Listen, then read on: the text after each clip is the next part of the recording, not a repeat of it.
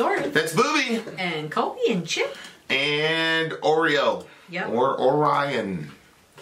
We've got a couple days before he shows up, so we're trying to get some recording. There's a Christian phrase called redeeming the time. Yeah. Well, we're recording this right now today, but in like, you never know what will happen. Like, why in 6 hours we could be in the hospital, so this is going to get released and it's going to look like we're still here. Right. We may not be. Seduct. For timely, topical commentary. Political commentary. Check out Middle of America with Vin and Sori. And if you want to see behind the scenes what's going on with us, check out My Sori Life. Also, the baby registry is up, so check the description and you can. Thank you, beautiful people, for this. Is this alive? That have, yeah, it looks like alive. So whoa, very interested in this. They have a little something that they said here. Right now. This is from the core. Oh, this is the core group. Okay, yep. Shout out to the core. This song touches not just a theme of sickness, as all the other songs of the series do, but focuses on another theme, euthanasia. The character Floor represents... Floor? Yeah. Is it Floor? Yeah, that looks I read like that Floor and I right wasn't there. sure. Oh, okay. Huh. What year was this? 2010. This must have been before Nightwish. You're all in now. It's someone who is incapacitated, his or her brain is not functioning, cannot transmit orders to the body. That person feels everything around he or she. The same idea, death is released to the pain, is connected to this song, Pony. Shout out to Pony. Mm-hmm. What happened? Well, you said pony, and then I realized that it rhymed with homie, so I put in the big homie. I can make a rhyme. I'm a poet, and I didn't even know it. And on that note, I didn't know you were a poet either. And I still don't know even after that monstrosity. ReVamp, Disgraced, go! Go.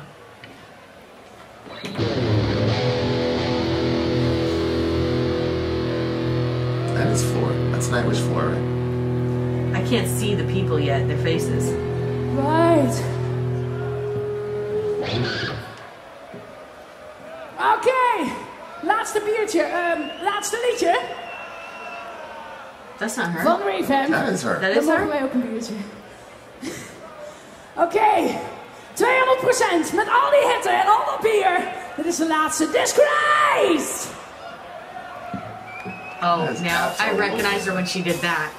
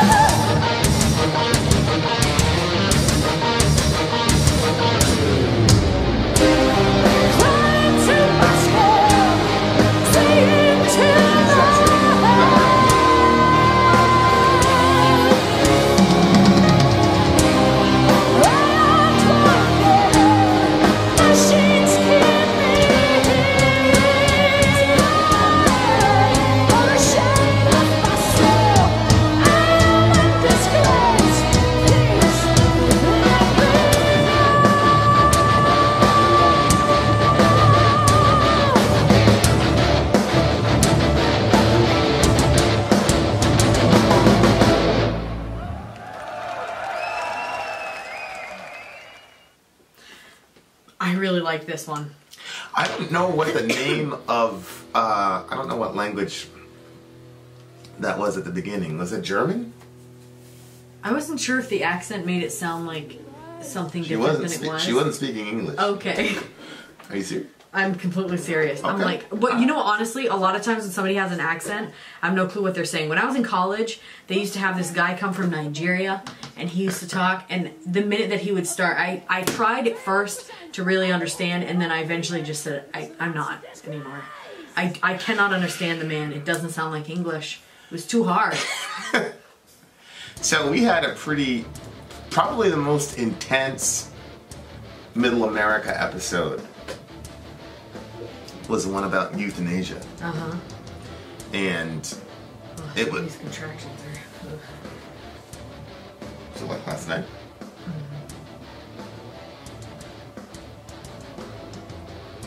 Mm-hmm. The 45-second one? Probably. Is it starting low? Get covered the whole thing. You can keep talking though, it'll pass. Sure. Mm-hmm. Kind of distracting. I know, I'm sorry. Well, don't apologize. I just... Some of them I can cover it up and hide it, but sometimes they get like... Do you need to stand up? No. I'll Okay. stand up after this review. But that was the most intense Middle America episode because we're talking about euthanasia. And we had a couple people who, you know, I had a story where my mom was a nurse in Jamaica and they had to make some pretty rough decisions. And the other thing that I didn't think about is at the time my mom was on that team. She was in her 20s, having to call some pretty tough plays, you know. Yeah, but you're like her. Yeah. Yeah. Which means that she had to carry the burden of that. Yep. Oh yeah. Because it's, you know. But, you know, so there are some really, really crazy stories as far as stuff that my mom would tell people coming to end of life issues. I think that one of the things that's a problem when the euthanasia topic comes up is that it's very similar to abortion. You know, when you initiate an idea, it's originally, hey, it's just a clump of cells, da da da da. Nobody's talking about killing a baby, and then it's, oh, now we're doing it to 24 weeks, and now it's, oh, we're doing it to 9 months, health. You know, like it never starts off as, oh, we're gonna kill fully developed 9-month-old babies like in New York and and what do you call it, Rhode Island, which Virginia tried to do. Like right now was what you're going, and remember the guy, he asked Kathy Tran.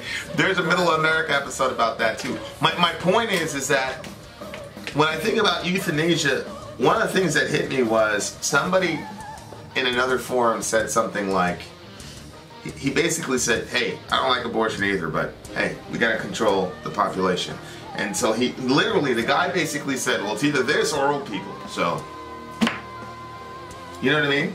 So, I'm looking at euthanasia, I'm like, wait a second, you know, initially it's, oh, you know, somebody's at the end of life and yada, yada, yada, yada, yada. But like I said during the Middle America episode, there was that case in, I forgot the European country, where they had like 65 people that were euthanized for mental illness. Oh.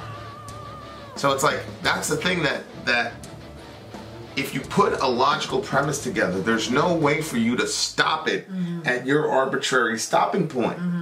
You know what I mean? Like, if you say that we're gonna actively kill a person because they're in intolerable pain, in comes along a person, and I've struggled with mental illness, and a lot of times it was intolerable pain. That's why people try to kill themselves when they're mentally ill. Right. So how can you say that that guy's not in intolerable pain? And who are you to say what they can do with their body or not? And it just opens up a whole... And I thought everybody was uncomfortable with the idea of even if a mentally ill person wanted that, of doing that. There's a guy in Canada right now who's like really campaigning because his emotional issues are never going to get better. And so it was just a very, very intense... because I had another good friend, one of our best friends on the channel, and he had a family member who was suffering immensely that he had to travel to some other place to get euthanized. Oh gosh. And of course, I think there's a difference between euthanasia and what's happening here. Oh yeah, I think so too. Because what's happening here is the person is being sustained by artificial means. Yeah. So it's one of those things where it's like, okay, if you unplug the tubes or whatever and let nature take its course, or then okay, you know, plus in my opinion, that's not euthanasia. No. That is. Did it say? It didn't even say euthanasia in the song, did it? That was in the but comments. She's talking about dying. Obviously, please let me go. You know. Yeah. It doesn't say kill me, just let me go. That means unplug. Right. Stop this. Right. I wouldn't want that either. Like, if you have to hook me up to something because there's a chance that, you know, you can get the necessary organs and whatever, well, fine. Like, yeah, but I don't think that you should leave somebody on that. Like, just. It's DNR, right? You just do not resuscitate. Well, that's what you select. You put that in your will. So you basically say, do not use artificial means to keep me alive. Yeah, that's not euthanasia. Do not resuscitate? Yeah. Doesn't that even include... Yeah. Yeah, I don't think that's not euthanasia. Yeah, I know. But I'm saying, if I'm in that situation, for heaven's sakes, let me go. But... I mean, if you have to do the things on my like that, do that. I have no problem. You know what I'm saying? Like. Well, yeah. My point is that I think there's a vast difference between saying let nature take its course versus actively kill me. I agree. You know, like I agree. You say let nature take its course and just make me as comfortable as possible while it's happening. You know, it happens in childbirth, right? Give me the epidural or give me the Nubain or whatever. Like, you're letting nature take its course. The birth is happening. Right. And then you make them as comfortable as possible while the sacrifice that has to be. Scaring me. It's a very good metaphor. It's terrible. I'm going to get killed for that one. I think that's a lot different than saying I'm in suffering, actively kill me. Yeah. Oh, I totally agree. And, you know, somebody was saying, Vin, that's a slippery slope argument. To say that we're not going to stop it at, because again, and here's the thing, if I, so this is probably going to be controversial for myself, and I'll probably retract it later. If I could hold the line at just, let's say a guy's burned at 78% of his body with third-degree burns, he's never going to recover. They got to keep ripping his skin off or whatever, and there's no amount of whatever that's gonna, you know, and he, you know. And he says, you know, kill me, be merciful to kill me. If I could draw the line at just that and keep it there, I would say I would never recommend that, but I would understand that. The problem is you can't draw those lines. You cannot arbitrarily do it. Nope. And it's just like people who play around with like saying, oh, you know, a baby's not a human, it's a fetus. It's like, okay, well, Francesca Minerva and Peter Singer don't believe that a newborn's a human. How can you say? Right. It's just the geography changed. Now all of a sudden the ontology is different. Like you can't draw those lines. So, and you know, I said to the brother, like I explained to him what a slippery slope argument was like an if then, and even though logically it follows, it doesn't necessarily mean that practically it will. So that's what a slippery slope argument is. If we do this, then this is going to happen. Yeah. I said the problem is, brother, is we have 66 cases already where it did happen. It's just. And it was all vulnerable people who are alone and things like that. And it's like, don't we have better solutions for people who are suffering emotionally than to kill them? And again, I think that there's... Well, you said... Go ahead. I'm sorry. No, you're good. Circumstances change. Stuff doesn't stay the same. Right. You know, but there are some people, you know, that are, you know, in the situation like the song, it sounds like that circumstance is not going to change. Like, that person is going to be in that situation. Well, you know? Well, again, that's nature taking its course. Yeah. My fear about euthanasia, especially when I heard what that other guy said, which was, hey, it's either babies or old people. My fear with, and it was interesting because remember Adam, the honest atheist, where when he and I were talking in the Behemoth show, when he was talking about the pro-life stuff, he goes, yeah, I mean, the euthanasia and the elderly, that's going to be the next thing. And the thing is that when I quoted that study, the vast majority of the 66 people that died because of mental illness were alone, vulnerable, elderly people.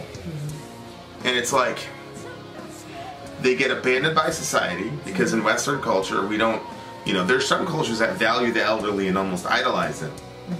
African cultures, certain traditionalist African cultures are like that, where it's like ancestor worship and things like that. Do you think... Sorry. No, you're good. Keep cutting in. Do you think there's a connection between...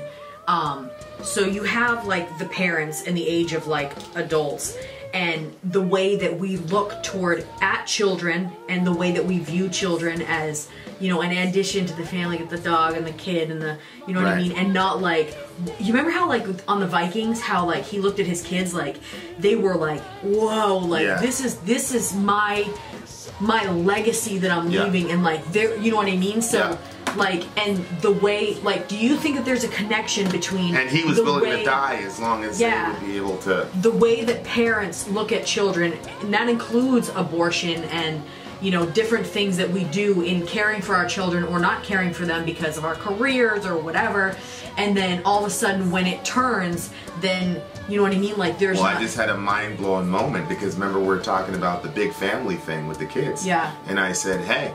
I'm gonna have a bunch of people to take care of me when I'm older. Well, if you aborted all those people, who are gonna help you, we're gonna have 2 or 3 generations down the line of a bunch of elderly people that do not have people to take care of them.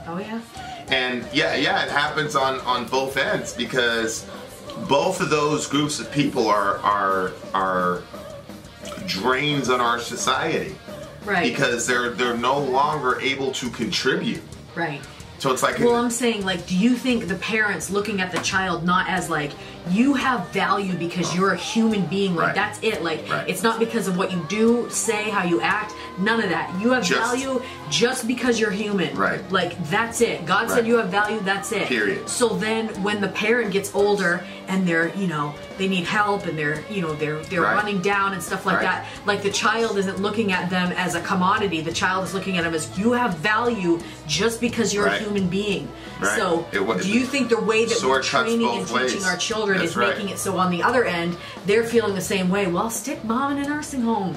I mean, we don't have time for this. Just like mom didn't have time for us when she was doing her career. Stick mom in a nursing home sometimes is they don't have... Mom sometimes needs medical, you know, professional care almost 24/7 that you can't... You know, stick mom in the nursing home back in the day was a bad idea. In the sense of, oh, you're not taking care of your parents, what's wrong with you? Sometimes people have to do that. But what you're talking about is not that. What you're talking about is killer. No, I am talking about, like, one, just because I used to visit my grandmother in the nursing home, and there was lots of people that were just shoved into a nursing home and then not even cared for. No, I and know. so then, not just that, I'm not, like, just narrowing it down to that. Also, it's the euthanasia thing. So then, you know. So if you take a bunch of people and you say, hey, you're not really worth anything, you're just here to die. Oh, by the way, you have an option of euthanizing yourself. How many of them are going to take that option? But how many of them wouldn't have done that if they were told you're valuable and you have a place in society? So that's the thing where I'm like, we don't want to open that box, man. People have already tried it over there in Europe. I don't want to open that box. I got friends in this channel that are going through serious duress. You know, really tight. And if they had that option open for them, they wouldn't be here right now. No, you're probably right. So, like, but again, like, we're playing around with stuff that we don't, you know. And again, this song is different because this person, it's just like with one, right, where the guy is hooked up to machines, he's fed to the tubes and all that. Like, it's different. Like, let nature take its course. You know, okay, like, it's you're in the hands of Allah. But I'm not going to go and actively kill you. So it's like, I had somebody, I got a good friends with the guy, and he's not a particularly evil person. But he's like, yes, I know it's a human being. I know, yeah, you're killing a fetus as a human being. But he's like, so? I don't see any... He's like, you haven't given me a compelling reason for why he shouldn't... You know, and it's like, nobody sees what that eventuality can lead to because he's safe because he's already born. Well, what happens when you're 85 and you're no longer able to contribute to society? And then somebody looks at you and says, hey, Jermaine, I don't see any reason why I should keep you alive. Like, yeah, you're a human being. That's so what? I know, What can you say? No, nothing. you know, we get a couple psychopaths and sociopaths up in there, and then we got some serious issues. So I just think we need to think long and hard about stuff and say, how do you logically close that eventuality from happening? And the way that you do that is you say, you don't make it into codified law that we can systemically kill people who want to die. Like, you don't codify that into law. Now, there are times when, you know, doctors, nurses, health professionals, or whatever look the other way, stuff happens, you know, whatever. To me, honestly, like, that's the best of a worse situation. You know how Old Testament sometimes there were like these terrible things that we look at now and we go, and it's just like, that was the best of a bad situation. You know, like, I am, you know, but the minute you codify that into law, man, forget it. Yeah. Forget it. Like, that's crazy. Like, you know, you know what I think? I think people underestimate the capacity for human evil. Because, you know, like I said, if you were to travel back into the 50s, 60s, and 70s, you start talking about abortion, and people are just talking about, it's a clump of cells, or removing a clump of cells. You know, like, people could not conceive of what we're doing now and what people are defending now. So think about this. It's like, oh, it's somebody in extreme suffering and pain, and it's the same thing with the abortion, right? It's like, oh, it's somebody in, you know, what about rape, incest, or life of the mother, which is less than 1% of all of the 60 millions that we've done already in America alone. I don't even know what Europe looks like. Right. Oh, gosh. And it's like, the majority of them have not been for that reason. But that was the initial statement, safe, legal, and rare, right? That was the initial thing. Yeah. Now it's like, safe, legal, and rare, 60 million, 9 months, water's broken, butchering these kids, da-da-da-da-da. And it's like, you think that if we open the door for the guy that's been burned within 75% of his body and yada yada, you think it's just going to stay there? Like, have we learned nothing? No. And again, it's not a criticism of this song, but it's just a subject of euthanasia, and which is why it was such an intense conversation. You know, is because, to me, it's like we already have a template. Yeah. Once we have a class of people that we start saying, like, hey, you know, these people are open for killing, we never stop there. Right. When have we ever done that in human history? When have we ever said, this group of people is open for killing only for this specific reason? As soon as that group gets identified, it's wholesale. Yeah. And it doesn't matter what the motive is, whether it's religious, economic, whether it's political, you know, whether it's racial, it doesn't matter. The minute you say that there's a group of people who are open for killing, we do it in wholesale. Yeah. So that's why, to me, it's like, I have no confidence in the human race that we will be able to only keep it to mercy killing. Because at the end of the day, everything goes to usefulness, economics, and survival, especially if you combine that with certain worldviews. Right. You know? Oh, absolutely. And no, I don't mean atheists per se, because there's pro-life atheists, there's Albany Rose, there's a lot pro-life feminists, so you don't necessarily have to be that type of person even if you're an atheist. I'm saying there's certain utilitarian worldviews that say, man, if you cannot contribute, like, get out of here. Which is part of the reason why we don't really care about what's happening before they're born. You know, and it's like, there's a whole nightmare lane. I'm gonna write a short story eventually about, like, what I need is the terminology that is gonna be used to dehumanize elderly people.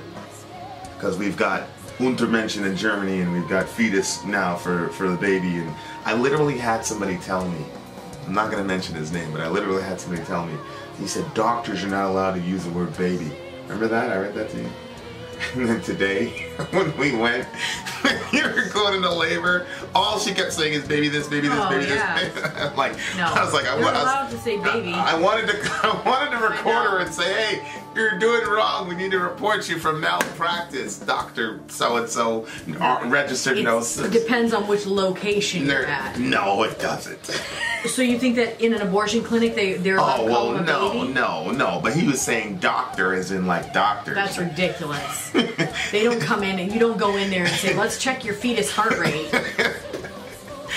It's baby. They call you mama. They, you know. Right. That's a very good point. Like, if it's not a baby, then are you a mother? You're not a mother, then what are you? Right. Yeah.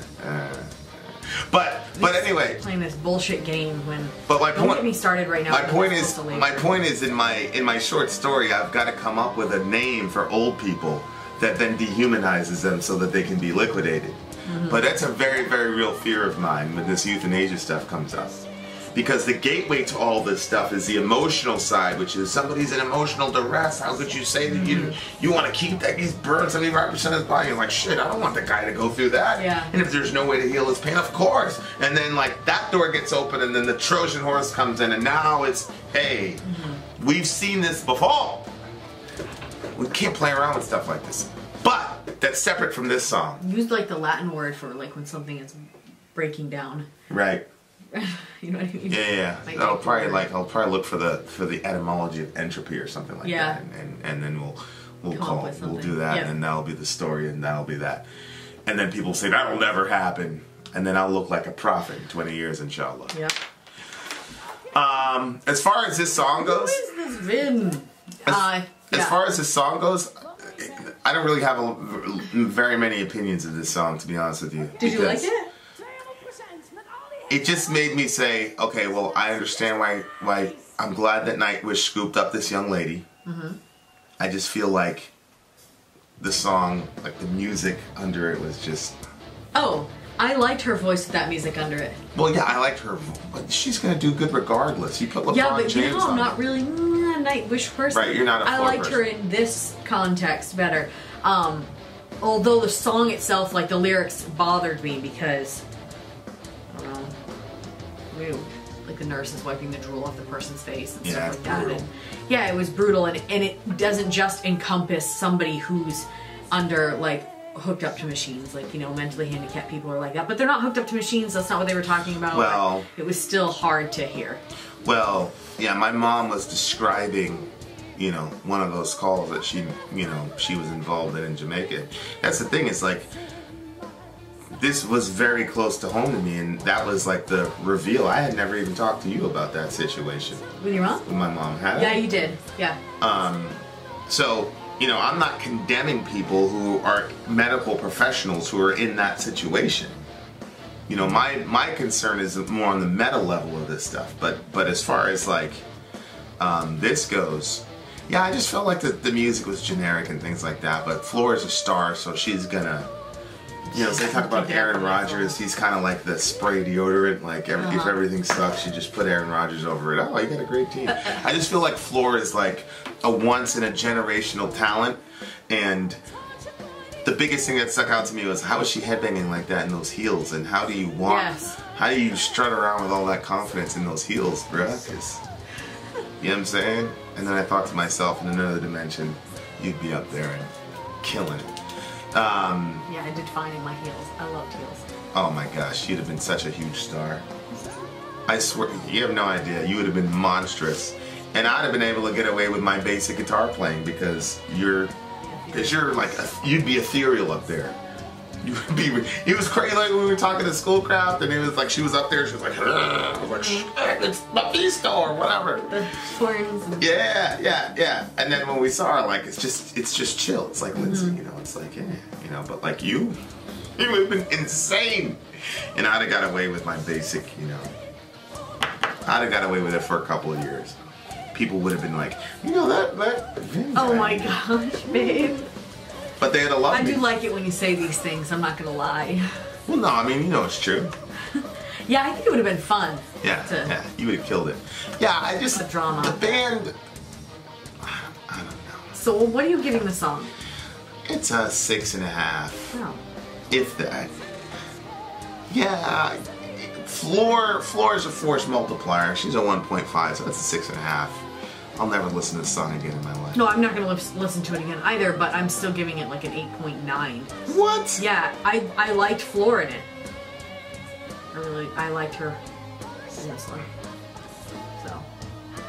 Yeah. But I didn't like what the song's about. It bothered me. Well, I think the song is meant to bother you. Yeah, I mean, it's meant to trouble you and create those discussions, and it worked. I usually watch a lot of the, I watch every other episode. Like everything that we shoot, I generally watch like 5-10 minutes of it, especially like Middle America stuff, especially conversations, because, you know, you don't really, when you're in the middle of a conversation or a disagreement or a debate, like you're going back and forth, but like when you listen to it again, you can go, oh, there've been a lot of times, especially Alec conversations, where I'm like, oh, okay. That's what he was saying, yada, yada, yada. That one I didn't watch again, but it's there. We'll include the link, the euthanasia conversation, because there is some real world. There wasn't any like, what if this, what if that. We had some real world situations that are sticky as hell, where I just look up to God and say, if it was sinful to do this, then forgive us. You know what I mean? Yeah. So there were some really difficult moral conundrums that were brought up in that discussion, and then there was the whole, you know, bodily autonomy stuff, which is never important to me, because none of us has bodily autonomy. Like, it's ridiculous. It's a ridiculous idea. And then there was the whole, you know, the warning thing from my side. So if you want to watch it, go ahead. But I gotta tell you, it's not a light show at all. I mean, it was hard trudging from beginning to end. I think a couple people had to leave. You know, they weren't offended, but it was just a heavy topic. And I don't really recommend dwelling too long on that either. You know, but anyway. Much love to everybody. If you've ever been in that situation where you had to make that decision for yourself or somebody in your family or something like that, you know, because of the, you know, we got no judgments for you, man or woman. You know, we love you, and God loves you, and we're Christians, and we believe that Jesus died for all of our sins. You know, including the sins that we don't really know if they're sins or not, but we don't feel good about. Right. You know what I mean? Yeah. So that's where we come from. But anyway, much love to everybody. Vin out. Sori out. Gone. Orion out. Yes. Come out. Oh, very good. No. Oh, I thought you did it on purpose. No. Oh, yes, of course. I'm not going to give you credit for that very well placed pun. Show!